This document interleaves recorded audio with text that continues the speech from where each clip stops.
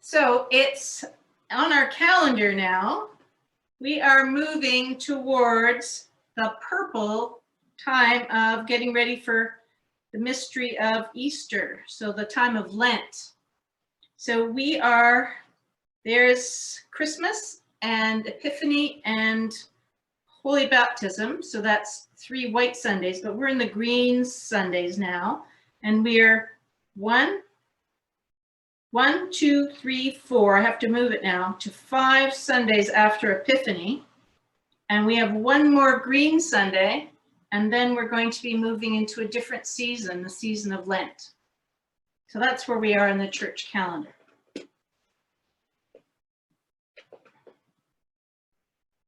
Time to begin.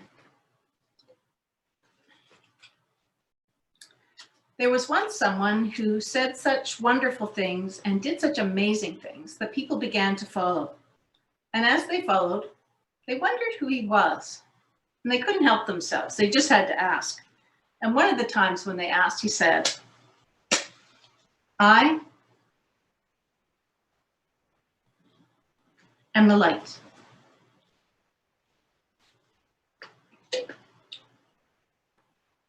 I see the love of God in you, the light of Christ comes shining through, and I am blessed to be with you, O holy child of God. This light didn't stay in that one place in that one time so long ago, because he changed the light so it could be in all places and in all times, and with us today. Watch as I change the light. I don't know if you're going to be able to see it. There's so much sunshine today. Here it comes. It's filling the room. Woo, there's a lot of light changing here. Going all the way through this room and into the place where you are. And it'll go with you wherever you go this week.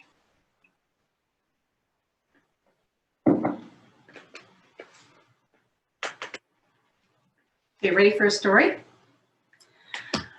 This is such a big story. So this is the 3rd week that we've looked at this most curious box.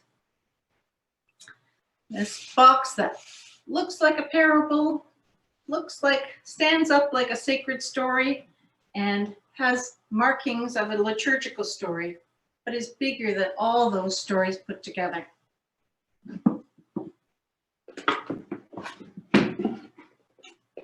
Oh, no underlay. Oh, I know, I've got this. It's a green Sunday, so I have the green underlay. Let me put it down. There. Okay. All right. It's not going to be big enough, but there's no underlay that's big enough for this story anyway. So here we go. This is the Annunciation, where God came to Mary.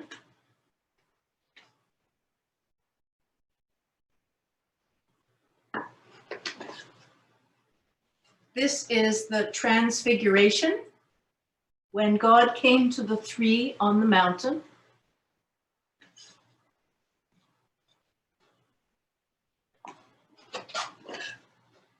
And this is the Resurrection,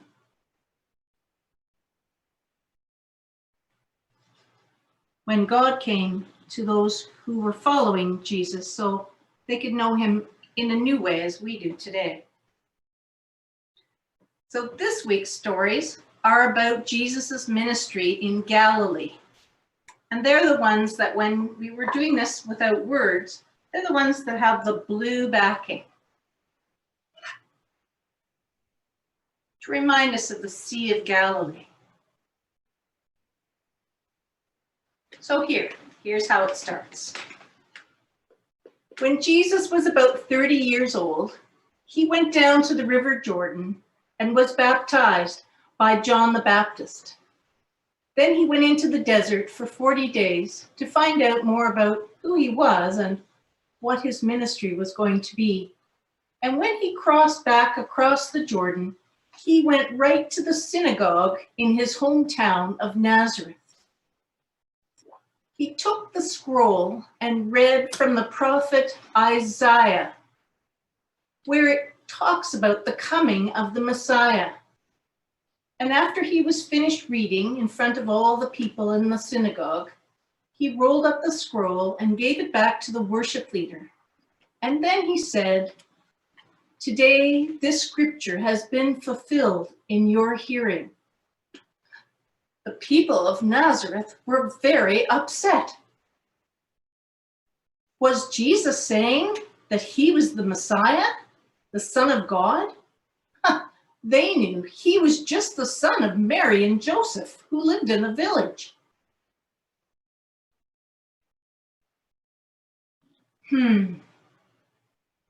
How could they really know? I wonder if we'd been there, if we would have been blind to who Jesus really was. Anyway, they were very upset, and they drove Jesus out of the synagogue and tried to throw him off a cliff. But Jesus just walked calmly through the crowd and up into a mountain. And he said to himself, "Prophets are honored everywhere except at home."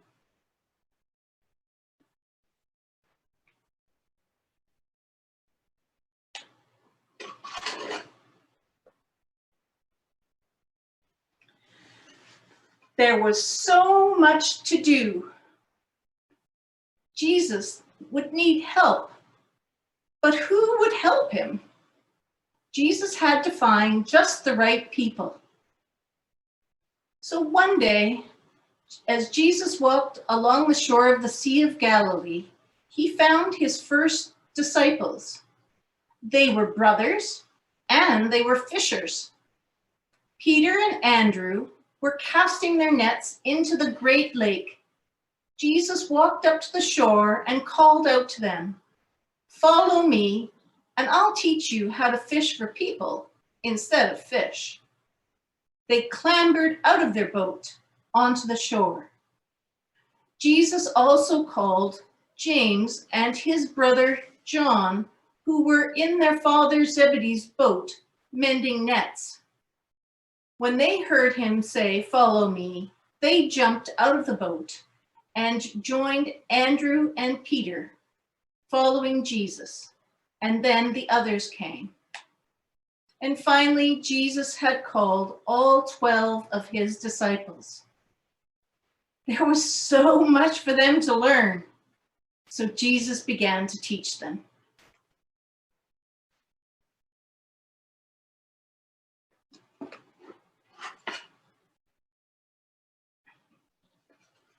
He took the disciples up a mountain to begin to teach them. But other people noticed them on their way and joined. And by the time they got to the top of the mountain, it was quite a crowd of people. Jesus blessed the people. He gave 9 blessings that day that are known as the Beatitudes. They are ordinary but remarkable ways and things that people can do that bless everyone. The word, they hold the secret of true happiness. The word Beatitudes comes from the Latin word beatus, which means happy or blessed. And Beatitudes are true happiness makers. The gospel writer Matthew tells us that Jesus did a lot more teaching that day. He even gave us the Lord's Prayer. And all this teaching together is called the Sermon on the Mount, or the mountain. Now, Jesus didn't always teach when he was up on a mountain. He taught when he was in flat places too. The gospel writer Luke tells us about Jesus' Sermon on the Plain. Jesus taught while he was walking and while he was in busy or deserted places.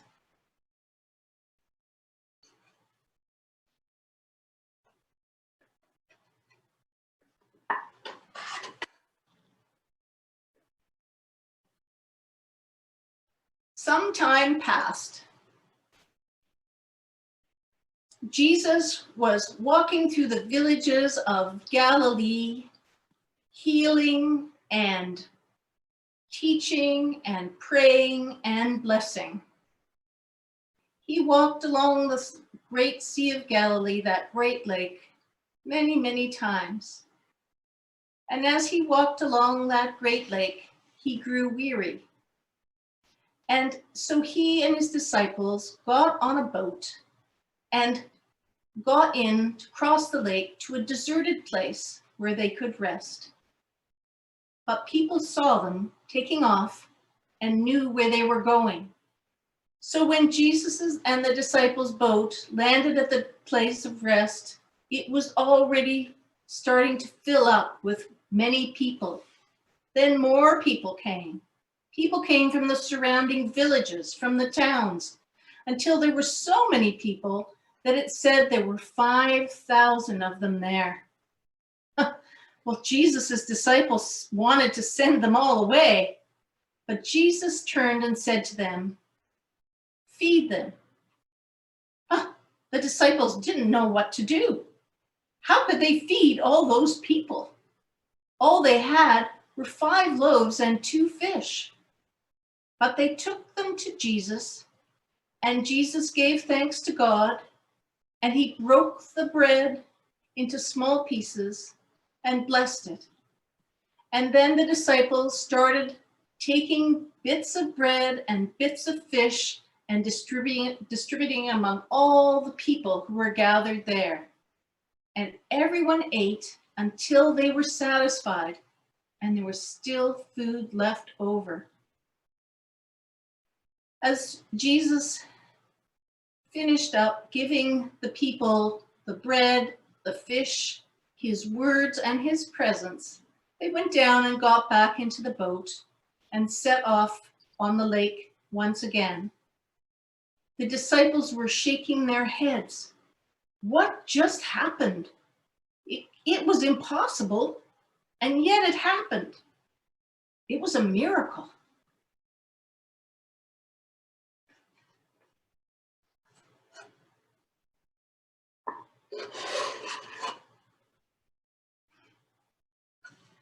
Now it was harvest time, and the wheat in the fields was golden and ripe, ready to be cut. The seed heads of the wheat waved in the wind, heavy with all the seeds. Jesus and his disciples were walking in the fields, and it was the Sabbath day. As they walked, they knocked off some of the tops of the grains of wheat and it fell on the ground. Maybe they even picked up some of the seeds and put them in their mouth to taste them or to eat them. Wheat seeds are pretty hard and chewy, but they do taste good when you're out in the field and everything's fresh. Now, by that time, there were always some Pharisees in the group that was following Jesus. They were curious about Jesus, but they also wanted to make sure that he was following the Torah. It was the Sabbath, and the law of Moses said that you could not work on the Sabbath. It was a day of rest. Aha, they said as they saw Jesus walking through the field. He's knocking down the grains of wheat. This is harvesting. Harvesting is work, and work is forbidden on the Sabbath. So they rushed up to Jesus, angry, and accused him of breaking the law of Moses. Jesus listened. Yes, they had been walking through the fields, and yes, some of the heads of the wheat had fallen off, and yes, they might have eaten some of the wheat as well, but they were just walking calmly, talking, walking and resting. They weren't working. So Jesus said to the Pharisees something like this: the Sabbath was made for people to rest and to come close to God. People weren't made for the Sabbath just to follow its laws. The law is not God, so worship God, not the law. It was coming to be the end of Jesus's time in Galilee. So he turned with his disciples and headed towards a mountain. What would happen next?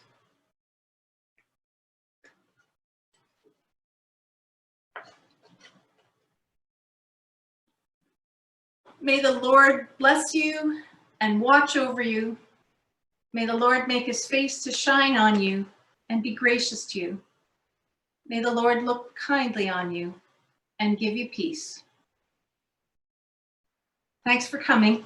See you next week. Have a great one. Bye.